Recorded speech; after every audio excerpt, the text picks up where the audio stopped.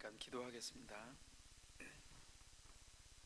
사랑의 아버지 하나님, 주님이 우리에게 이루신 그 부활의 놀라운 소식을 다시 한번 묵상하고 나누기를 원합니다. 성령 하나님, 우리 가운데 우리의 삶을 오늘 보람 있고 의미 있고 새롭게 하는 주의 죽으심과 그 부활이, 그 능력과 그 역사가 우리 안에서 역사하시기까지 우리의 마음들 가운데 주장하여 주시옵소서.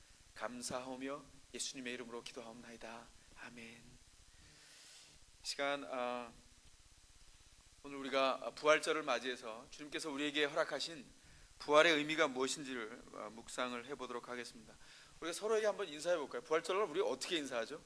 해피 이스터 이렇게 인사하죠? 서로 한번 인사해 보십시다. 발음은 상관하지 마시고 해피 이스터 이렇게 서로에게 인사해 주시기 바랍니다. 해피 이스터, 해피 이스터, 해피 이스터입니다. 부활의 의미는, 저는 마이클 그린이라고 하는 신학자가 한 20년 전쯤에 제가 책을 보다가 뒤통수에 머리가 맞는 듯 굉장히 중요한 통찰을 마이클 그린이라고 하는 신학자에게서 배웠어요. 그분은 부활을 이렇게 정의했습니다. 주님이 죽음을 죽이신 날, 그걸 계속해서 묵상을 하게 되었어요.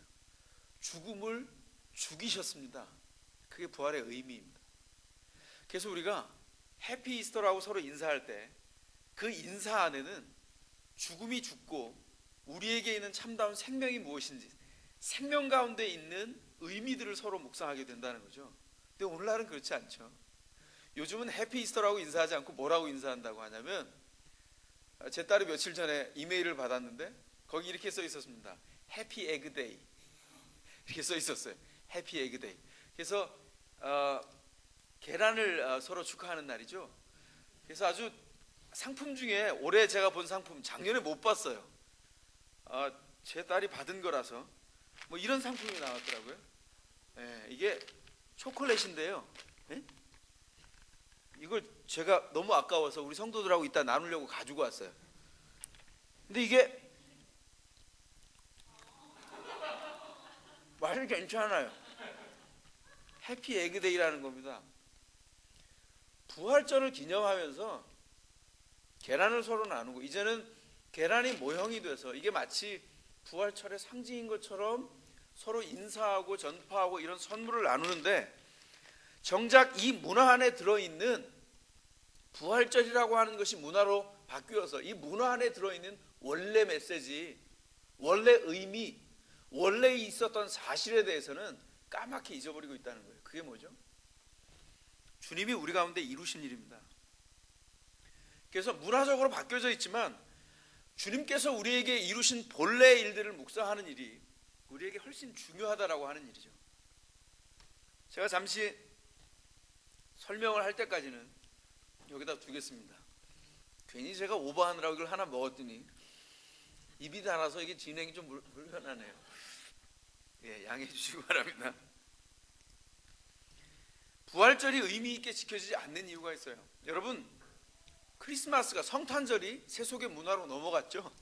부활절도 이제 세상에서 지키는 문화적인 절기가 돼버렸어요. 의미 있게 지켜지지 않는 이유가 뭘까? 제가 잠깐 아까 얘기했습니다만 전 두 가지가 있다고 생각합니다. 하나는 신자들이 부활절을 완전히 종교적인 의미에서도 지키고 있지 않아요. 또 하나는 부활절이라고 하는 의미를 신자의 생활 안에서 기념하거나 지키지 않는다는 겁니다. 그러니까 종교적으로도 지키지 않고 삶을 통해서도 지키지 않아요. 양쪽 다 모두 잃어버렸어요. 그러니까 뭐만 남습니까? 세상에 전파했던 부활절이라고 하는 그 형식, 문화만 남아서, 문화가 돌아다니면서 이게 이런 기념으로 남게 된 거예요. 우리가 오늘 오후에 부활절에 대해서 기념을 하게 될 것입니다. 아이들이 에그헌팅도 하고 여러 가지 일들을 할 텐데, 우리가 하나님 앞에서 부활절을 지키면서 완전히 종교적인 기념도 부활해야 되겠다, 다시 한번 일으켜야 되겠다, 올 한 해를 보내면서 그런 생각을 했어요. 제가 아까 말씀드렸죠. 20년 전에는 너무나 종교적인 것만 지켜서 이거 좀 문제가 되지 않을까, 그런 생각을 했다는 거예요. 요즘은 종교적인 기념 자체가 무색한 시대가 되어버렸습니다. 원래 기독교가 전통적으로 부활절을 지킬 때 어떻게 했습니까? 부활절 이스터데이가 오는 40일 전에 사순절이라고 하는 것을 시작해서 주님의 고난과 순환을 함께 묵상하는 절기를 지켰어요. 사순절을 시작하는 날은 부활절 되기 40일 전, 주일을 뺀 40일 전 수요일부터 시작했습니다. 그 수요일을 죄의 수요일, 애쉬 웬스데이라 그래서 죄를 뒤집어 쓰고 우리의 죄 때문에 고난을 당하시는 예수 그리스도를 묵상하는 수요일의 예배를 통해서 사순절을 시작했어요. 여러분 혹시 보셨어요? 그래서 죄를 가지고 십자가를 이마에다 긋는 그런 전통을 가진 교단도 있고, 그 제 수요일에 우리가 회개하며 이 40일을 보내고 주님이 우리를 위해서 고난당하시고 부활하신 일들을 생각하겠다. 그리고 40일 시작하는 제 수요일 애쉬 웬스데이가 되기 전 그 이전 절기를 뭘 지켰습니까? 40일 동안 고기를 먹지 않고 채식을 하고 금식을 하면서 고난에 동참하기로 작정했기 때문에 그 전에 고기를 막 먹는 그런 절기도 지켰어요. 유럽에 아직도 남아있는 카니발 전통, 저쪽 남미에 남아있는 카니발 전통, 이런 게 다 종교적인 전통에서 왔는데 이게 세속화돼 버린 거예요. 저는 이런 생각을 했습니다. 회복할 필요가 있다는 생각을 했어요. 어떤 면에서? 율법적인 의미에서가 아니라 우리가 그리스도를 묵상하고 신자된 삶을 바로 갖기 위해서 회복할 필요가 있겠다. 그래서 이번 부활절을 맞이하면서 순환절을 지나면서는 2008년 부활을 맞이하기 전에 우리가 사순절을 한번 지켜보면 어떨까? 기대하십시오. 내년에는 사순절을 지키겠습니다. 내년 부활절은 3월 달이에요. 그래서 아마 1월 말 2월 초쯤 되면 우리가 주님을 묵상하는 기회들을 연초부터 갖게 될 겁니다. 하나님 앞에서 기독교가 전통적으로 종교적인 행사를 통해서 지키려고 했던, 몸부림쳤던 이유가 뭐냐면 예수께서 우리에게 정말 이루신 일이 뭘까? 그걸 묵상해 가기 위해서입니다. 그래서 올해 우리가 잘 지키지 못했지만 절제하는 삶을 통해서 주님의 정말 우리 가운데 주신 삶의 은혜에 대해서 묵상하는 기회를 다시 한번 우리가 회복하는 시간을 갖겠습니다. 또 하나는 그 전통 가운데 신앙 전통 말고 문화적으로 바뀐 전통 중에 이 부활절 계란이 이제 이렇게까지 바뀌었는데, 부활절 계란이 있죠. 오늘 오후에 에그헌팅을 하게 될 텐데 이 부활절 계란이 유래한 한 3가지 설 정도가 있어요. 잠깐 그걸 한번 소개하겠습니다. 첫 번째 설은 주님의 고난에 동참하는 사순절 기간 동안에 고기를 먹지 않고 채식을 하고, 유럽 사람들이 채식을 한다는 건 사실은 어떻게 보면 엄청난 절제죠. 채식을 끝내고 부활절 아침에 고기나 계란을 맞이해서 식사 가운데 식탁에 계란이 올라오는 겁니다. 그래서 주님의 부활의 기쁨과 계란을 먹는 기쁨이 동일시되어서 기쁨으로 맞이하게 되는 식탁, 그런 의미가 있다고 말하기도 합니다. 참 약하죠, 그죠? 두 번째는 우리가 흔히 알고 있는 거죠. 뭐냐면 계란이 나중에 껍질을 깨고 병아리가 되어서 태어나는 것처럼 딱딱한 죽음의 껍질을 깨고 무덤을 깨고 일어나신 예수 그리스도를, 그 생명으로 부활하신 예수 그리스도를 기념하기 위해서 달걀을 가지고 기념을 했다. 우리가 흔히 알고 있는 설이죠. 세 번째는 십자군 전쟁 당시에 어떤 한 귀족 부인이, 남편이 전쟁에 참여했는데 부인이 그 신하의 배반을 통해서 재산과 영지를 다 잃고 하녀 하나를 데리고 떠돌이 유랑 생활을 하게 됐어요. 그런데 어느 마을에 들어갔더니 이 떠돌이 여인네 2사람을 친절하게 맞이해서 살 집도 주고 친절하게 그 마을의 일원으로 받아서 살게 했다는 겁니다. 한참이 지난 다음에 너무나 고마워서 자기가 가지고 있던 돈을 가지고 그 마을에 닭이 없는 것을 보고, 닭은 그 당시에는 동양적인 새였기 때문에 닭이 흔하지가 않았다는 거예요. 그래서 닭을 구해다가 소위 말해서 양계를 했다는 거예요. 닭을 키워서. 그래서 어느 부활절 아침에 계란을 많이 닭을 통해서 생산해서 준비한 다음에 마을 어린이들을 불러놓고 숲속으로 가게 해서 숲속에 자기 이름을 새기고 둥지 하나를 만들도록 했다는 거예요. 아이들이 다 뛰쳐나갔습니다. 둥지를 만들고 돌아오면 부활절 아침 식사를 우리 같이 하자. 아침 식사에 돌아왔을 때 사람들을 시켜서 만들어 놓은 둥지 가운데 색칠한 계란을 다 놔뒀다는 거죠. 식사가 끝난 다음에 아이들에게 너희가 만든 둥지로 한번 가봐라. 가봤더니 색칠한 예쁜 계란이 있고 그 계란에 어떤 문구가 써 있었다는 거예요. 어떤 문구냐면 하나님의 보호하시는 손길을 믿으라. 하나님께서는 사랑이 있는 사람, 그 아름다운 것을 위하여 반드시 그 사람을 도와주신다. 이런 문구가 써 있었다는 겁니다. 아이들과 마을 사람들이 다 좋아했다는 거죠. 그리고 그 부활절 오후에 이 로잘린드 부인이 그 마을을 지나가는데 한 언덕길을 넘어오는 지친 소년을 발견했다는 겁니다. 중병에 걸린 어머니의 약을 구하기 위해서 마을과 이 마을과 저 마을을 다니면서 약을 구하는 소년을 발견해서 그 지친 소년을 깊이 위로하고 색칠한 달걀을 줬다는 거예요. 그랬더니 이 소년이 또 다른 마을의 언덕을 넘다가 상처받고 쓰러져 있는 병사를 발견하고 그 병사를 극진히 간호하고 어머니에게 주려고 했던 선물 받은 그 색 달걀을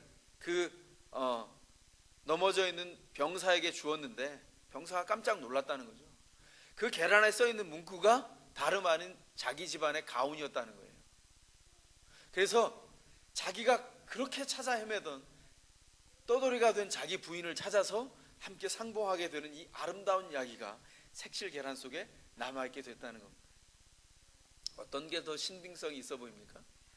세 가지 다 그럴듯하죠. 그런데 문제는 세 가지 다 어디에도 주님의 부활과 직접 관련된 더 뚜렷한 증거는 없다는 게 문제예요. 그래서 우리가 오늘 오후에 아이들과 함께 에건팅을 하고 그리고 아이들에게 설명을 해줄 겁니다. 왜 이렇게 하냐? 문화에 담긴 일들에 대해서 가급적이면 좀 더 쉽고 부활에 대해서 잘 설명할 수 있도록 이야기를 해줘야 돼요. 오늘 저희가 성찬 예배로 드려서 성찬을 할 텐데 성찬을 준비하는 동안에 아이들이 와서 계속 물어봤습니다. 이게 피예요? 그럴 때 여러분 뭐라고 대답하시겠어요? 대답해줘야 돼요. 그때 이건 진짜 주님의 피는 아닌데 예수님께서 우리를 위해서 돌아가신 피 흘려주신 그 사랑을 기념하는 거야. 알려줘야 합니다. 아이들의 마음판에 예수께서 우리에게 허락하신 선물이 무엇인지를 다 이해하지 못해도 우리가 할 수 있는 언어로, 아이가 이해할 수 있는 최대한의 언어로 설명해 줘야 돼요. 오늘 에건팅을 통해서도 그렇게 할 겁니다. 그래서 문화적인 현상이지만 그 현상 안에서 예수 그리스도를 증거하는 일을 우리가 부모된, 공동체 부모된 우리가 아이들에게 애써서 하게 될 것입니다. 대화하고 인내하고 자세하게 설명하면서. 그러나 그럼에도 불구하고 더 해야 될 일이 뭐죠? 부활이 정말 의미 있으려면 우리 안에서 어떻게 더 친밀하게 더 깊이 경험돼야 하는지를 알 필요가 있어요. 그래서 그 부분에 대해서 집중해서 설명해야 할 것입니다. 부활절이 의미 있게 지켜지지 않은 두 번째 이유는 신자가 주님의 부활을 기념하는 생활을 하지 않기 때문입니다. 주님의 부활을 기념하는 생활을 하지 않기 때문에 부활절이 의미가 없어져 버렸어요. 어떻게 해야 될까요? 부활을 기념하는 생활을 해야 하는 거죠. 신자가 완전히 생활적으로 기념한다는 건 신자의 삶 속에서 부활의 의미가 늘 그 삶을 지배한다는 것을 얘기합니다. 부활이 어떤 의미를 가지고 있는지 신자의 삶을 지배해 가야 된다는 거죠. 그래서 우리가 부활절을 종교적인 절기로 지키지만 사실 의미를 따져보자면 매 주일이 부활절이에요. 그죠? 왜 그렇습니까? 기독교가 맨 처음에 탄생할 때 어떻게 시작했어요? 기독교가 유대교의 한 섹트였다고요. 한 종파에 불과했어요. 큰 의미로 보면 유대교의 한 종교에 불과했단 말입니다. 그런데 유대교의 종파에 불과했던 기독교가 유대교와 다른 종교로 완전히 탈바꿈하게 된 중요한 일들이 어디서 생겨났어요? 주님이 우리 가운데 행하신 놀라운 사건 때문에 비롯됐습니다. 뭡니까? 부활입니다. 부활.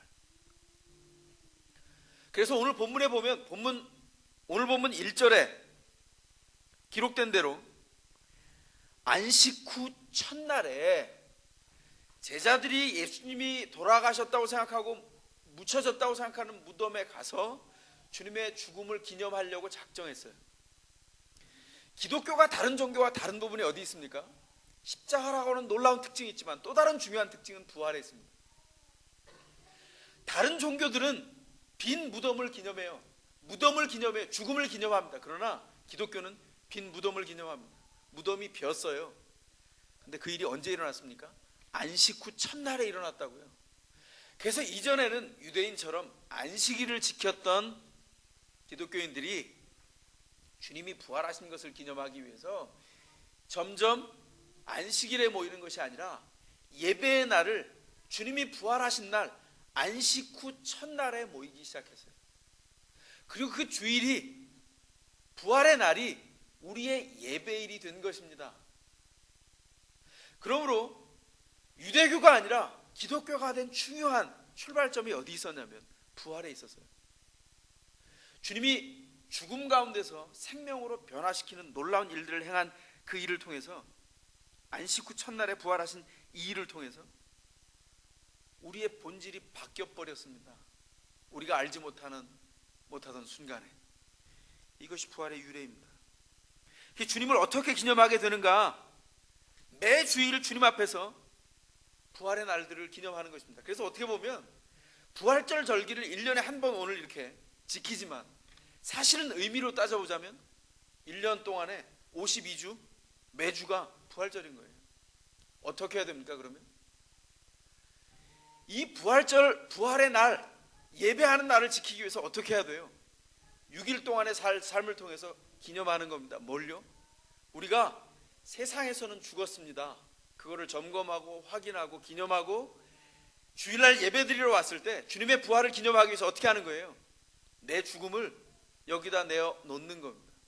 예배하러 나올 때마다 하나님 앞에 내어놓는 겁니다. 저는 주님 앞에서 죽었습니다. 주님이 저를 위해서 부활하셨지요. 우리도 부활의 생명 가운데 거하게 되었음을 믿습니다. 전환된 삶을 고백하고 새로운 것을 점검하고 주님 앞에 나가는 거예요.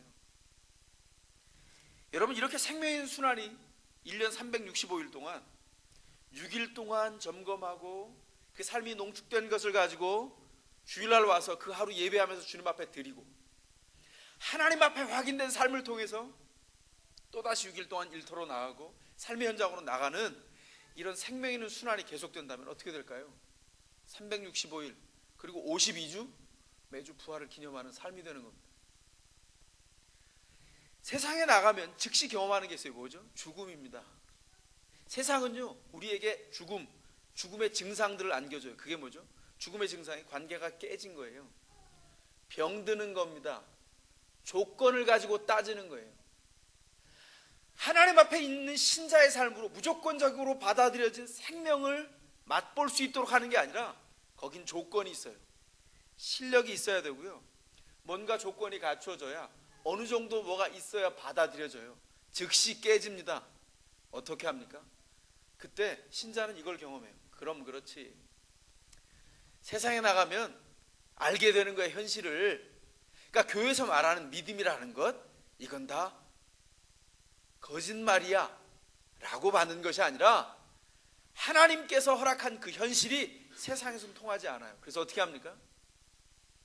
주님이 부활하신 그 생명을 덧입고 주님께서 우리에게 허락하신 것을 힘입어야지, 공급받아야지 세상에선 좌절하면서 시선과 우리의 공급처가 따로 있음을 발견하고 주님 앞에 더 가까이 가게 되는 거예요. 그게 신자의 삶입니다. 신자의 반응이에요. 그래서 우리가 예배하러 올 때 우리는 주님의 그 부활하신 생명과 그 약속 앞에서 우리의 죽음을 묻고 죽음을 죽이신 주님의 부활의 생명을 얻는 의미 있는 찬미와 묵상과 기도와 감사, 그리고 어제 실수했어도, 어제 죽음을 맛보는 옛생활에 빠졌어도 다시 부활의 영으로 살아나고 주님만이 희망이고 주님만이 생명의 길임을 확인하는 예배를 발견하게 되는 것입니다. 그 예배가 생명 있는 순환으로 일어나고 반복되면 그 신자들이 사는 세상이 어떻게 될까요? 어떤 변화가 생기겠습니까? 어떤 변화가 일어납니까? 아무 변화도 안 일어나죠. 겉으로는. 어떤 변화가 일어나죠? 겉으로는 아무 변화가 일어나지 않는데 썩어졌던 관계가 생명의 새싹이 돋아나요. 세상에선 죽었다고 그러는 나무에서 싹이 돋아난다고요. 누구를 통해서? 신자의 삶을 통해서. 그래서 썩어졌던 관계 때문에 신음하던 이웃이 서로를 질투하고 못 잡아먹어서 몸부림을 치면서 그 증오와 미움을 통해서 밥 비벼 먹고 죽음의 증상으로 쌈 싸먹던 그 이웃과 가족과 그 관계들이 부활을 맛본 신자를 통해서 관계가 바뀌어지는 경험을 하게 된다는 것입니다. 신자 자신이 뭘 경험하는 거죠? 소위 세상 사람들이 그렇게 부러워하는 행복을 경험하는 거죠. 세상에서 그런 통계가 있죠. 어느 나라 국민이 제일 행복할까? 통계를 냈다는 거 아닙니까? 행복 지수를 통해서, 영국에서 BBC 방송에서. 그랬더니 제일 행복한 나라가 어딜까요? 네? 여러분 이름이나 들어보셨어요? 부탄이라는 나라? 부탄 가스는 들어봤어도 부탄이라는 나라는 들어봤어요? 저기 아프가니스탄 옆에 저기 히말라야 언덕 어디쯤에 있는 나라. 우리 중 아무도 가본 적이 없는 나라. 그런데 그 나라는 제일 행복한 나라예요. 전기도 심지어 들어오지 않고 구강도 일반인과 똑같은 주택에서 사는데 새들이 다칠까봐 전기를 넣었다가 새들이 전기줄에 앉았는데 적응이 안 돼서 새들이 발목이 삐거나 부러진대요. 전기줄을 치워버렸어요. 동물까지도 배려하는 나라, 행복한 나라 부탄입니다. 여러분, 신자가 부탄에 살고 있는 그 백성들보다 행복하지 못해서야 세상을 변화시킬 수 있겠습니까? 부활을 사는 신자에게 우리에게 있는 하나님이라는 절대 조건이 우리를 죽음 가운데 생명으로 이끌어 놓아서 만족하고 하나님 앞에서 아름다운 형상을 발견해서 주님 앞에 이끌려서 이전에 쓰고 어둡고 절망했던 곳에서 아름다움을 추구하는 삶으로 바뀌어져서 얼굴 혈색이 바뀌는 거예요. 삶을 살아가는 입맛이 바뀌는 거예요. 사람을 대하는 비위가 바뀌었다고요. 우리 중에 비위가 참 약한 사람들 있죠. 조건을 가지고 이런 거 있잖아요. 이렇게 변형된 상처들이 많은 사람들은 그런 걸 많이 해요. 뭐냐면 이렇게 다른 사람과 나를 동일시해서 재는 거야. 어렵게 꺼내는 것처럼 싹 카드를 꺼내. 나 하얀색이야. 알고 보면 사실은 티가 많이 묻었는데 하얀색이야. 나도 하얀색이야. 이러면 서로 친구가 즉시 되는데 하얀색이야. 나 빨간색인데 이러면 즉시 빈정상해서 그 사람 얼굴을 안 보는 거예요. 이게 상처받은 특징이거든요. 부활을 힘입은 주의 신자들은 어떻게 한다고요? 하나님 앞에서 만족하고 즐거워하는 삶으로 변화됐어요. 적어도 이건 알아요. 만족하고 즐거워하는 삶의 스탠다드를 우리에게 주셨어요. 아, 내가 그렇게 완전히 살지는 못하지만 이루어는 주셨구나. 그리고는 어떻게 돼요? 내 부족함 때문이지만 아이고 나는 왜 이렇게 못났을까? 그러나 아까 말씀드린 대로 6일 동안 못난 것을 계속 확인했어요. 못난 게 뭐 한두 개가 아니야. 그러지만 하나님 앞에서 어떻게 해요? 다시 확인하는 거죠. 아니야, 주님께서 나를 깨끗이 씻어주셔서 새롭게 회복될 수 있어. 만족해. 약속 가운데 붙들고 순환하는 거예요. 그래서 세상 사람들이 송사합니다. 고소해요. 뭐라 그러지 신자에게? 아이고 예수 믿는 게 맨날 그 꼴로 사냐? 이거 삐지기나 잘하고 막 이러면서 손가락질을 하면 뭐라고 말해요? 내가 하나님을 우러러서 하늘을 우러러서 한 점 부끄러움이 없다. 그리고 주님 앞에서 뭐라 그래요?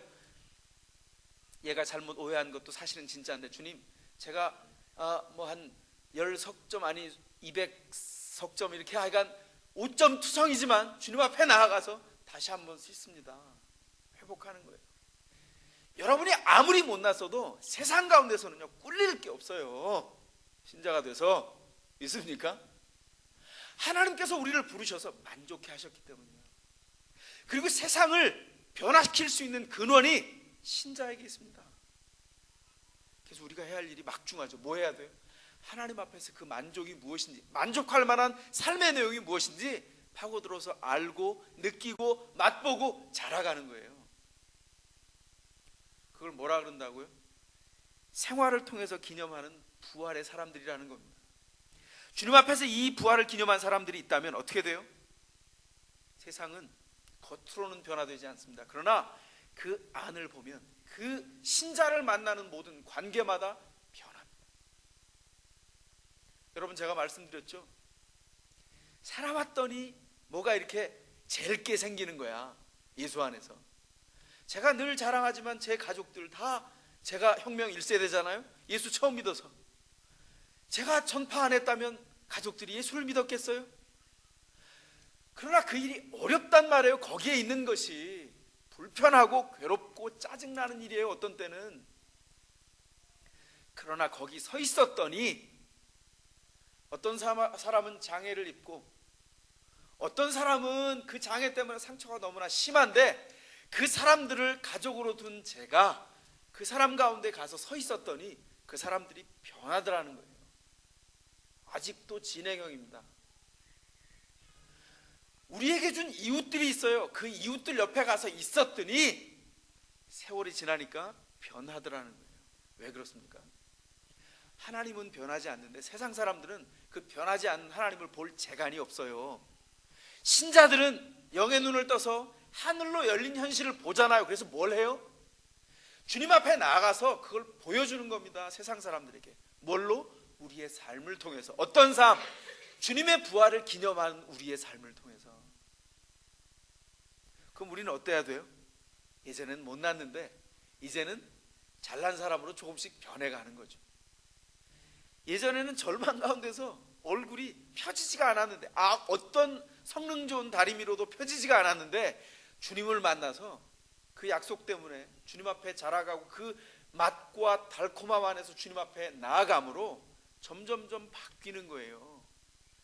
그게 우리의 삶이라고요. 삶을 통해서 주님을 기념하는 삶이 이것입니다. 제가 여러분에게 이야기 하나를 소개하겠습니다. 이게 어떤 이야기인지 한번 알아맞혀 보세요. 이제부터 말씀드리겠습니다. 귀족 청년인 네필루도프는 친척집에 놀러 갔다가 친척집에서 일하는 귀엽고 순진한 사랑스러운 처녀 카추샤를 좋아하게 됩니다. 그는 자신의 욕구를 이기지 못하고 동물적으로 처녀 카추샤를 그 몸을 더럽힌 후에 돈 몇 푼을 쥐어주고 그냥 가버립니다. 그 후에 카추샤는 절망과 배신감에서 7년간 창녀로 전락해서 창녀의 생활을 하게 됩니다. 카추샤는 너무나 철저히 망가져 버렸습니다. 어느 날 재판소에 배심원으로 나온 네필루도프 공작은 살인 절도 혐의를 받아 재판을 받고 있는 카추샤를 만나게 됩니다. 그녀는 청년 시절에 자기가 정력의 대상으로 유린한 순결하고 아름다운 그 카추샤였습니다. 그녀는 임신을 하고 하녀 겸 양녀로 있던 그 집에서 쫓겨나 타락하여 전락해버린 사실을 뒤늦게 알게 됩니다. 7년 동안의 창녀 생활 중에 우연히 수면제라고 알고 먹였던 그 약으로 손님인 스멜코프라고 하는 돈 많은 상인이 죽었기 때문에 그녀는 살인 및 절도로 감옥에 들어가게 된 것입니다. 그리고 법정의 배심원 중에는 네필루도프가 있었고, 네필루도프는 그 타락의 원인이 자기의 무책임한 행동과 죄에 있음을 깨닫게 되었습니다. 그는 카추샤에 대한 양심의 가책과 귀족 사회에 속한 자기 생활의 태도에 대하여 깊은 의욕을 품게 되고 자기 마음속에서 카추샤를 회복시켜야 한다는 생각을 하게 됩니다. 그는 카추샤의 가명 운동을 위해서 많은 노력을 합니다. 네필루도프는 죄책감으로 혼란을 느끼고 카추샤의 무죄를 주장하지만 법정은 이것을 인정하지 않고 시베리아로 보내는 판결을 내립니다. 네필루도프는 다음날 카추샤를 감옥으로 찾아가서 그녀를 구하기 위해서 모든 것을 내던지기로 결심합니다. 그리고 귀족의 딸과의 약혼도 파기하고 카추샤를 위해 변호사를 청하고 진정서도 썼으며 모든 노력을 기울이게 되었습니다. 그리고 카추샤에게 사랑을 받아달라고 말합니다. 그러나 카추샤는 제의를 단호히 거절하고 그 후에 그녀는 시베리아로 유형을 떠납니다. 집과 재산을 모두 처분한 네필루도프는 카추샤를 따라 난방도 되지 않는 3등 열차를 타고 추운 겨울 눈보라가 몰아치는 얼어붙은 땅 시베리아로 찾아갑니다. 시베리아로 가는 도중에 카추샤는 네필루도프의 노력으로 국사범들 사이에 들어가게 되지만 그곳에서 혁명주의자인 시몬슨의 사랑을 받게 됩니다. 시몬슨은 네필루도프에게 자신이 카추샤를 사랑하고 있고 결혼하고 싶다고 말합니다. 몇 달 후에 카추샤는 시몬슨을 따라가기로 결정합니다. 네필루도프는 기꺼이 받아들이고 자신은 다른 많은 괴로운 사람들을 위해 일생을 바치기로 결심합니다. 결국 네필루도프는 괴로운 시베리아의 유형 생활을 자청하고 시베리아의 험악한 그 벽지에서 끝없이 바라던 용서의 정신으로 영혼의 부활을 발견합니다. 어떤 얘기입니까? 이 이야기는 1899년 71세의 나이에 톨스토이가 발표한 부활이라고 하는 소설의 대강의 내용입니다. 톨스토이는 그 주인공 네필루도프가 자신의 죄에 대한 양심의 가책을 받고 최선을 다해서 자신이 과거에 저질렀던 일들을 수습해가는 그 모습을 인간의 부활이라고 보았습니다.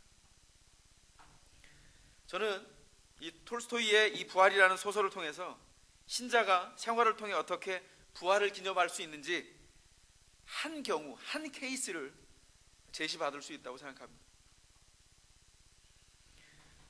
하나님 앞에서 신자로 살아가는 삶이 부활을 기념하는 삶이 되려고 할 때 그 일은 네필루도프처럼 자신이 과거에 저지른 일을 끊임없이 회개하며 하나님 앞에 돌이켜서 새로운 삶을 사는 주님의 부활을 의지하여서 자신의 영혼도 주님 앞에 부활을 맛보아가는 삶이 되어야 할 것이고, 또 하나는 과거에 저지른 삶과 그 오점과 실수와 죄에 대해서 자기가 회복할 수 없는 너무나 엄청난 일이어서 또 다른 삶과 또 다른 삶의 현장을 향하여서 주님의 부활을 기념하는 삶으로 나아가는 신자된 주님의 사람들의 반응이어야 한다는 것입니다. 오늘 본문을 통해서 그러면 어떻게 신자들이 생활을 통해서 주님의 부활을 기념하는 삶을 살 수 있는지 한번 그 근거를 찾아볼 수 있었으면 좋겠습니다. 어떻게 신자는 생활로 기념되는 그 부활이 가능해졌는가? 첫 번째는요, 주님이 사랑하는 그 백성들이 살던 그 제자들과 사역하시던 그 갈릴리로 우리 주님이 가셨기 때문입니다. 오늘 본문에 보시면 뭐라고 말합니까? 주님이 부활하신 다음에 어디로 가셨다고 말합니까? 갈릴리로 가셨다고 말합니다. 왜 가셨습니까? 사랑하셨기 때문입니다. 갈릴리는 이스라엘 땅이 침략을 받으면 가장 먼저 침략을 받는 땅이고, 그래서 역사적으로 가장 많이 만신창이가 되었던 땅이고, 이스라엘 역사 안에서 땅으로 보면 가장 많이 상처받은 땅이 바로 갈릴리 땅입니다. 그래서 이방 사람들이 섞여 있고 이방의 피와 섞여 있는, 그래서 귀족이라고는 눈 씻고 찾아도 찾아볼 수 없는 그런 땅이 갈릴리 땅이에요. 그런데 이 땅이 어떤 땅입니까? 우리 주님이 주로 사역한 땅이 이 땅이에요. 갈릴리 땅.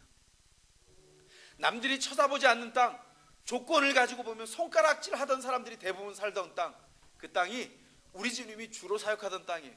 제자들을 다 거의 어디서 부르셨어요? 갈릴리 바닷가에서 부르셨죠. 근데 우리 주님이 부활하신 다음에 어디로 가십니까? 갈릴리로 가십니다. 왜요? 주님이 그 제자들을 사랑하시기 때문에. 주님이 그 제자들이 있어야 될 현장을 아시고 돌아간 현장을 아시기 때문입니다. 그래서 제자들을 소명한 그 장소, 제자들이 사는 그 장소, 다시 멸시와 핍박을 받는 자리로 돌아간 그 장소로 돌아가서 그 현장에서 그 제자들을 만나기로 작정하십니다. 이 땅은 제자들이 이전에 손가락질을 받았고 다시 절망하고 돌아간 땅입니다. 예수님의 동행과 은혜가 빠져버리면 뭐만 남죠? 현실만 남습니다. 죽음이 있는 현실, 돈이 없는 현실, 아이를 키워야 하는 현실, 홀로 병들어 있는데 아무도 없는 현실, 3년 동안 스승을 죽어라고 쫓아다녔는데 스승이 죽어 없어진 현실, 이게 제자들의 현실이죠. 속절없이 떠나버렸어요. 스승은 죽음으로. 기댈 때라고는 아무것도 없는 현실, 그 현실만 남는다는 것입니다.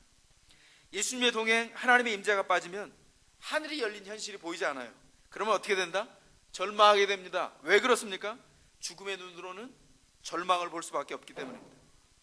예수님은 당신의 백성들의 삶의 터전, 지금 절망하고 있는 것, 죽음을 보면서 땅이 꺼지도록 한숨을 몰아쉬는 백성들에게 향하여서 그들을 찾아가셨습니다.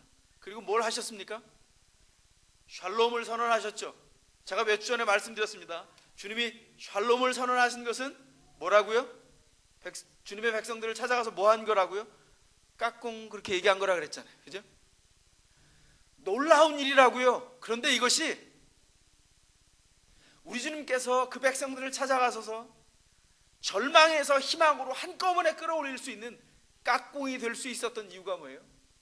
그 샬롬은 이전 사람들이 안녕이라고 하는 그 안녕의 의미를 넘어선 의미가 있기 때문입니다. 뭡니까? 이전에 절망하던 너희의 마음, 절망하던 땅 마리는 현실, 그 모든 것은 이제 끝이야. 안녕, 부활의 현실 가운데 있는 너희여, 이렇게 말씀하는 겁니다. 생명이 그 백성 가운데 있어요. 달라졌다고요. 뭐라고 인사하는 겁니까? 샬롬이라고 인사하는 겁니다. 그래서 백성들에게 말하는 거예요. 이제 한숨 쉴 일이 없다는 거예요. 왜요? 주님이 계시기 때문에. 그런데 뭐가 절망스러운가? 그렇게 묻고 있는 겁니다. 주님이 우리의 삶의 현장에 계시다면, 죽음을 딛고 다시 사셔서 부활의 능력으로 계시다면 우리는 더 이상 절망할 이유가 없다, 이렇게 말하고 있어요. 주님은 부활하셨는데 혼자서 시체를 지킨다고, 주님의 죽으심을 기념한다고 제자들과 백성들이 앉아서 뭐 하고 있어요? 다 앉아서 울고 있어요. 그 시체는 사실 주님 시체는 아니죠. 주님은 빈 무덤이에요. 그 시체는 누구예요? 자기예요, 사실은. 그래서 나는 뭐야 이게, 나는 그냥 내동댕이 쳐진 존재인 거야. 그냥 던져진 존재야. 이게 철학으로 말하면 실존주의자들이 말하는 거잖아요. 피투성의 존재야 그러잖아요. 피투성. 한문 공부 들어갑니다. 피 뭐죠? 이게 패시브의 의미죠. 이게 누구에 의해서 이렇게 거기 있게 되었다. 패시브의 의미예요. 투, 던질 투. 그런 속성을 가진, 누구에겐가 의해서 이렇게 던져지는 속성을 가진 존재가 우리라는 거예요. 그래서 나는 누군가 던졌어, 그냥 내 동생이 친 거야, 그러면서 스스로 절망하고 묵상하고, 그걸 가지고 죽음을 지키면서 묵상한 피투성, 나는 던져졌어, 피투성 이러다가 스스로 피투성이가 돼서 앉아있는 거예요. 소망할 만한 해결점이 거기 없어요. 주님이 어떻게 하셨다고요? 그냥 던져놓지 않았다니까요.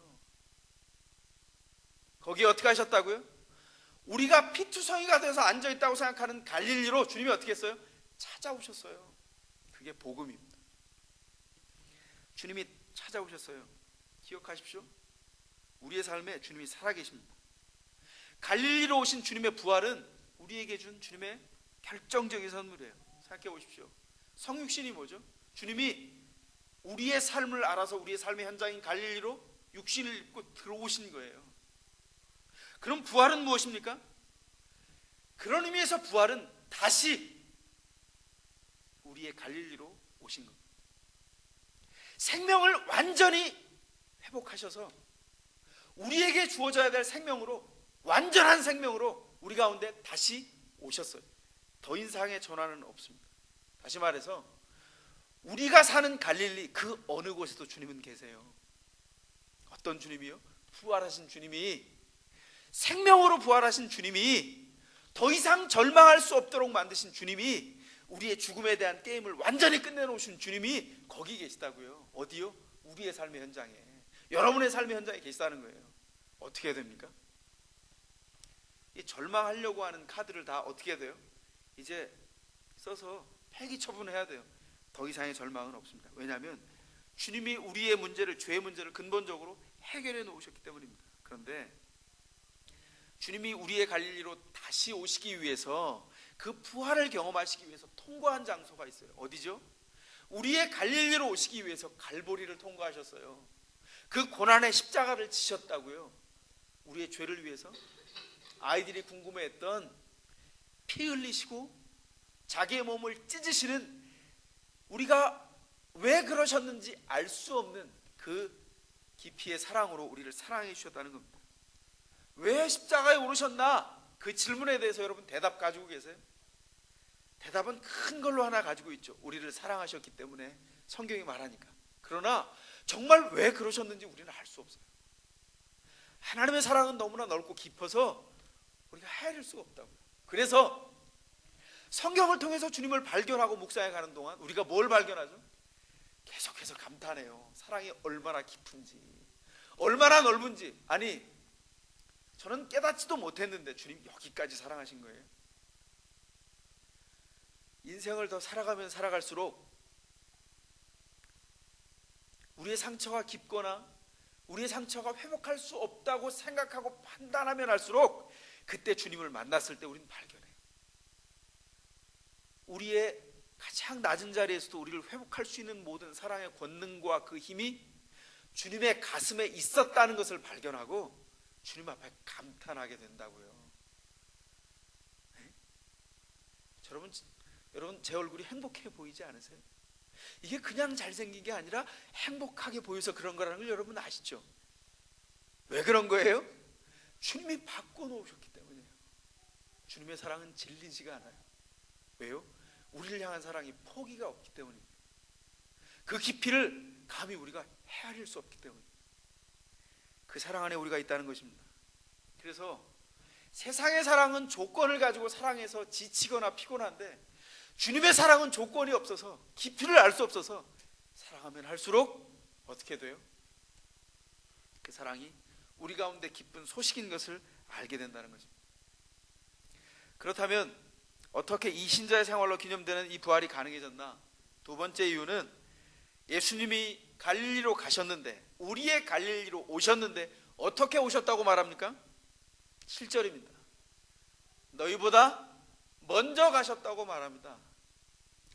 너희보다 먼저 가셨다. 우리보다 먼저 우리의 삶의 터전으로 가셨어요. 우리 주님이. 그게 부활에 너무나 중요한 메시지가 된다고 생각합니다. 주님이 먼저 가신 이유가 뭐예요? 주님은 우리의 삶에 항상 먼저 계신 분이기 때문입니다.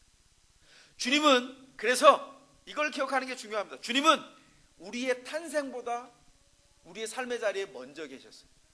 우리의 절망보다도 먼저 계셨고요, 우리의 희망보다도 먼저 계셨고요, 우리가 가지고 있는 모든 문제보다 항상 주님은 먼저 계셨어요. 이거 간단하게 얘기했지만 너무나 중요한 겁니다. 이 사실을 깨닫는 것이 너무나 중요해요. 주님은 늘 우리보다 먼저 계셨어요.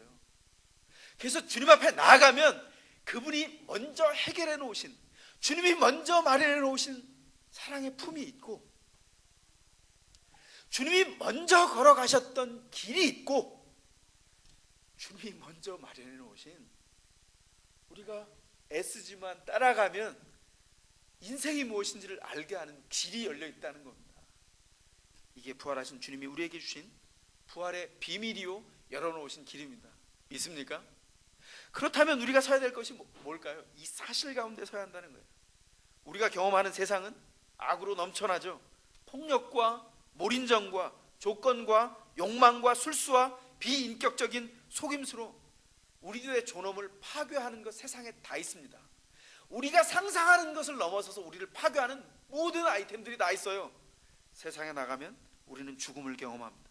우리는 파괴당하는 것을 경험합니다. 상처를 경험합니다. 찢겨지는 것을 경험해요. 그게 세상이 우리에게 주는 선물입니다. 그런데 우리가 그 세상 안에서 그 흉악한 죄인일 수도 있습니다. 그리고 또 한편으로는 그 흉악한 죄의 희생자일 수도 있어요.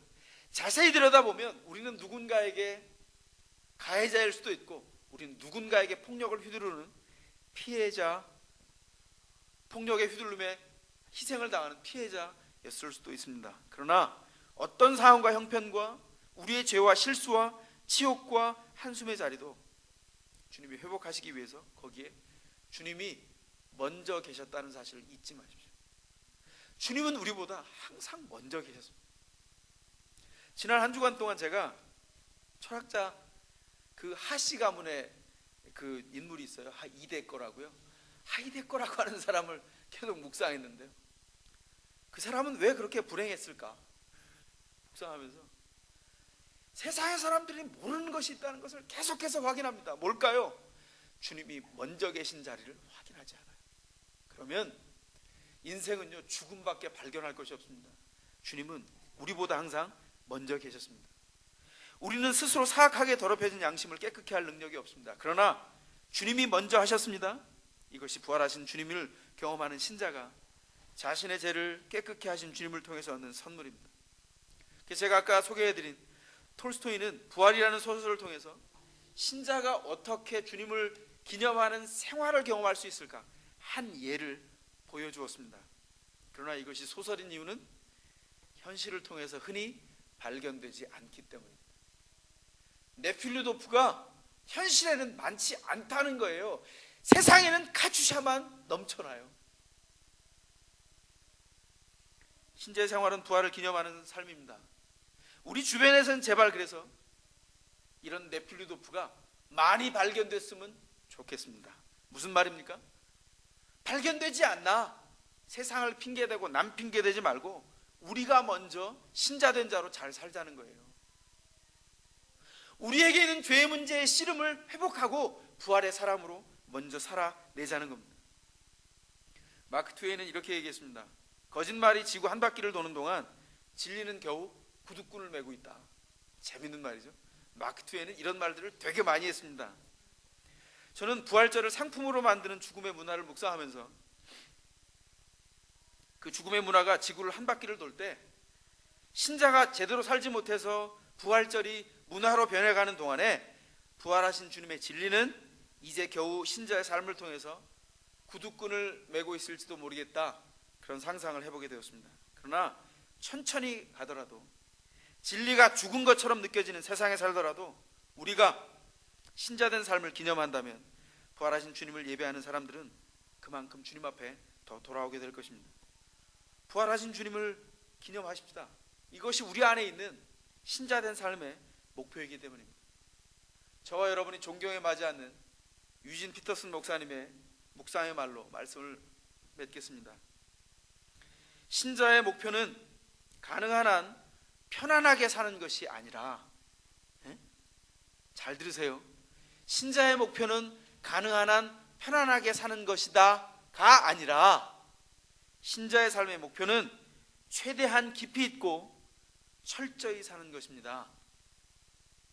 다시 한번 말씀드리겠습니다. 신자의 삶의 목표는 가능한 한 편안하게 사는 것이 아니라 최대한 깊이 있고 철저하게 사는 것입니다. 어떻게 해요? 주님의 부활을 기념하는 삶을 통해서. 기도하시겠습니다.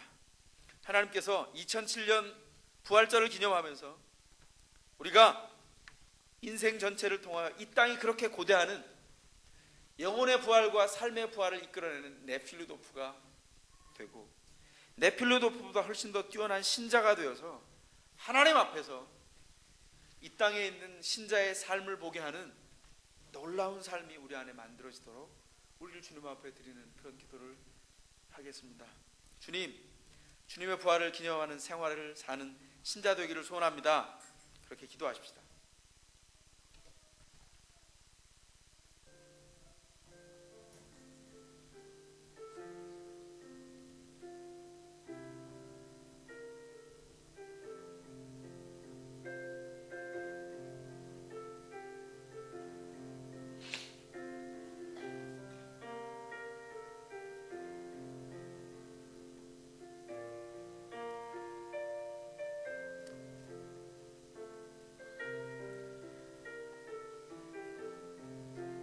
시간 하나님 앞에서 주께서 우리에게 허락하신 이 부활이 이르기까지, 주님이 우리의 갈릴리로 오시기까지 갈보리를 통과해 가셨던 그 일을 기념하고 우리 가운데 있는 생명의 생활을 기념하는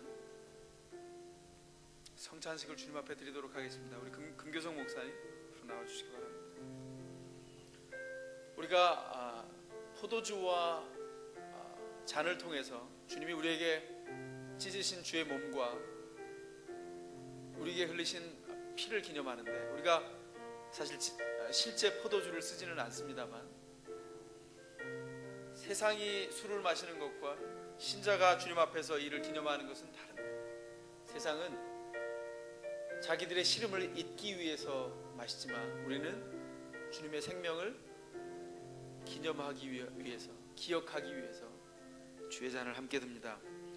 성찬에 참여할 때 여러분이 세례를 받은 신자면 주님 앞에서 여러분의 믿음을 기억하고 일주일 동안 어떻게 살았든지 하나님을 우러러 200점, 300점, 5000점 부끄러움이 있더라도 하나님 앞에 죄를 통하여서 주님 앞에 나아가 그 죄를 씻고 제기하기 위한 은혜를 바라는 마음으로 동참하시기 바랍니다.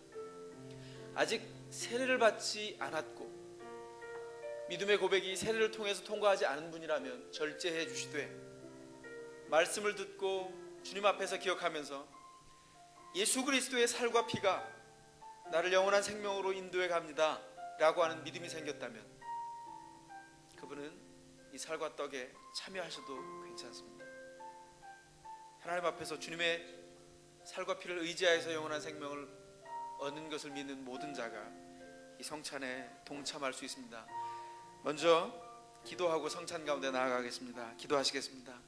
아버지 하나님, 주님의 죽으심과 부활로 인하여 우리가 주님 앞에 있음을 기억하고 하나님 앞에서 그 일을 기억하기를 소원합니다. 이 기념이 우리에게 죽음을 종식시키고 죽음을 죽이시고 우리에게 영원한 생명을 허락하신 주님을 기억하며 그 주님을 기억하는 생활이 우리의 삶을 통하여 세상을 변화시키는 놀라운 일이 되기까지 우리를 새롭게 하시는 기억이 되도록 인도하여 주옵소서. 감사하며 예수님의 이름으로 기도하옵나이다. 아멘. 먼저 떡을 나누도록 하겠습니다. 여러분 가운데 떡을 나눌 때에 떡을 다 드시지 마시고 다 나누어지기까지 손에 들고 묵상하고 계시다가 제가 함께 주님 앞에 먹읍시다라고 말할 때 함께 동참해 주시기 바랍니다. 떡을 받으시면 그리스도의 피가 저를 영원한 생명으로 인도합니다. 믿음의 고백이 있는 신자들은 그 떡을 손에 들고 하나님 앞에서 그 일을 기념할 수 있기를 바랍니다. 묵상할 수 있기를 바랍니다. 내가 너에게 전한 것은 주께 받은 것이니 곧 주 예수께서 잡히시던 밤에 떡을 가지사 축사하시고 떼어 가라사대 이것은 너희를 위하는 내 몸이니 이것을 행하여 나를 기념하라 하셨습니다.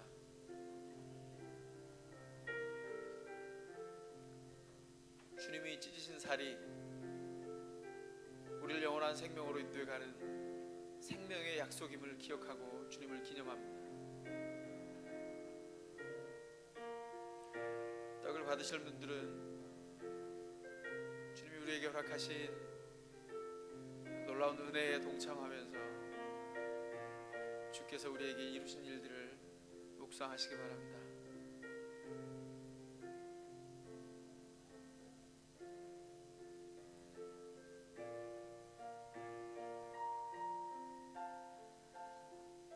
세상이 우리에게 주는 조건과 폭력과 경쟁 안에서도 그리스도는 우리를 무조건적으로 그의 살과 피를 통하여 우리를 묶으셨습니다.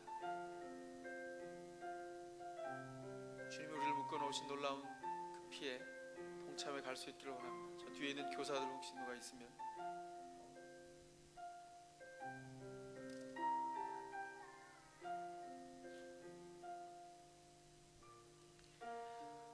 우리가 신자 되었다는 중요한 표시는 우리가 가진 어떤 실력에 있지 않고 주님이 우리를 본질적으로 변화시키신 놀라우신 주님의 축복에 있습니다. 우린 바뀌었습니다. 우린 달라졌습니다. 주님이 부활을 우리 가운데 선물하셨기 때문입니다. 그래서 우리가 만나는 현장에서 우리가 경험한 상처와 어려움과 열등감과 우리 안에 있는 죄를 인하여서도 우리에게 있는 이 구원의 표시들은 무너질 수 없습니다. 그 일을 기념하는 이 살을 주님 앞에 믿음으로 들어 함께 먹겠습니다. 이 살이 여러분을 주님의 영원한 생명으로 인도합니다. 아멘.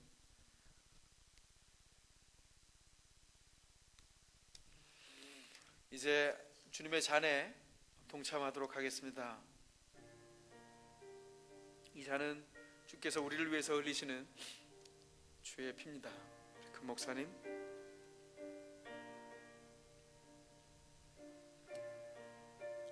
역시 동일하게 여러분 사이를 다니실 때에 잔을 손에 들고 주께서 우리에게 흘리신 그 피를 묵상할 수 있기를 바랍니다.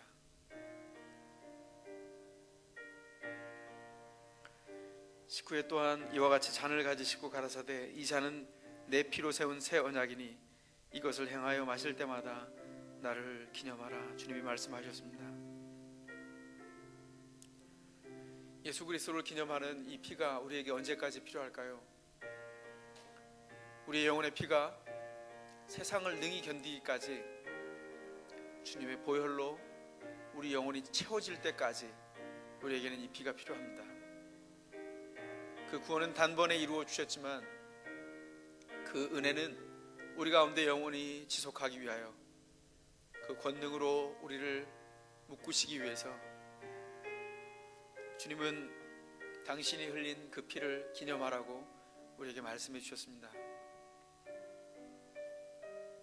우리의 못남과 연약함과 우리 스스로 생각해보면 진저리 처지는 우리 내면의 은밀한 죄악들을 다 씻으신 주님 앞에서 우리를 발견할 수 있기를 원합니다. 주님이 우리를 있는 그대로 받으신다고 할 때 그것은 우리의 죄를 받으시는 것이 아니라 죄를 어찌할 수 없어 주님 앞에 상한 마음으로 나아가는 우리를 받으시는 것입니다. 우리 연약하지 연약한 우리의 인생들을 주님 앞에 드리고 주께서 우리를 새롭게 하셨음을 다시 한번 묵상할 수 있기를 바랍니다. 우리가 관계 안에서 너그러워져야 되는 이유는 주님이 우리를 그 넓은 가슴으로 용납하셨기 때문입니다. 우리가 큰 사랑으로 용서해야 되는 이유는 주님 앞에 돌을 던졌던 그 수많은 무지한 백성들의 죄와 증오와 그 비난을 주께서 피 흘리시면서 다 용서하셨기 때문입니다. 세상을 변화할 희망이 주님의 보혈과 그 피에 있기 때문입니다. 우리의 연약함을 주님 앞에 드려서 주의 은혜 안에서 발견되는 아름답고 진실하고 영원히 변화되지 않는 선한 자아가 주님께로부터 우리 가운데 선물로 주어졌기 때문입니다.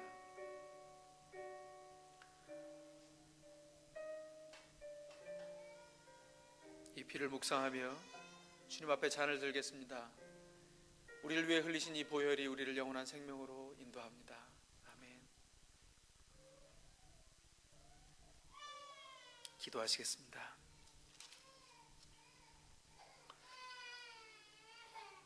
한 방울의 물에도 천지의 은혜가 스며 있고 한 톨의 곡식에도 모든 사람의 그리고 모든 사람이 일하게 하신 주님의 은총의 땀이 담겨 있음을 믿습니다. 이 땅에 밥으로 오셔서 우리의 밥이 되어서 우리를 살리신 예수 그리스도를 본받아 우리도 주님이 우리에게 기념하라고 하시는 이 밥을 먹고 세상을 위한 밥이 되어서 다양한 사람들을 용서하며 그대로 받으며 그들을 주님 앞에 소개하는 생명의 삶을 살기를 소원합니다. 우리의 삶이 주님의 부활을 기념하는 삶이 되기를 원합니다. 우리 가운데 베풀어 주신 주님의 은혜를 기억하고 그 희생을 기억하며 넓은 마음과 맑은 마음과 밝은 얼굴과 바른 믿음과 바른 삶으로 이웃을 살리는 기꺼이 희생하는 삶으로 살도록 우리를 인도하여 주시옵소서. 그 힘을 우리 가운데 부어 주시옵소서.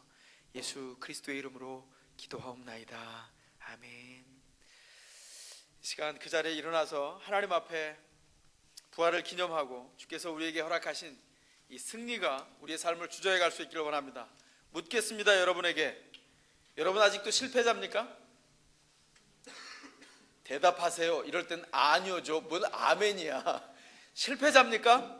아니죠. 승리하셨죠. 주께서 우리를 이루셨죠. 그 승리를 하나님 앞에서 만끽하십시다. 실수해도 새롭게 붙잡으시는 주님 앞에서 그 은혜를 노래할 수 있기를 바랍니다. 승리가 우리의 삶에 늘 넘치네 주님 앞에 찬미할 수 있기를 바랍니다. 악단 박수하면서 찬미합니다. 승리가 우리의 삶에 늘 넘치네. 넘치도록 찬양합시다. 오 예수님, 사망의 권세를 이겼네. 어둠의 힘이 승리하네. 승리하지 못하네. 예수는 만유의 주, 어둠의 힘이 승리하지 못하리라.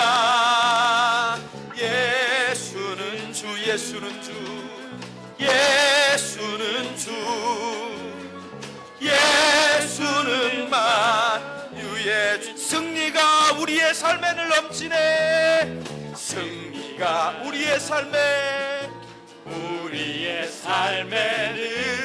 넘치네. 오 예수님, 오 예수님, 사망의 권세를 이겼네. 어둠의 힘이 승리하지 못하네. 어둠의 힘이 승리하지 못하네. 예수는 만유의 주, 어둠의 힘은 승리하지 못합니다. 어둠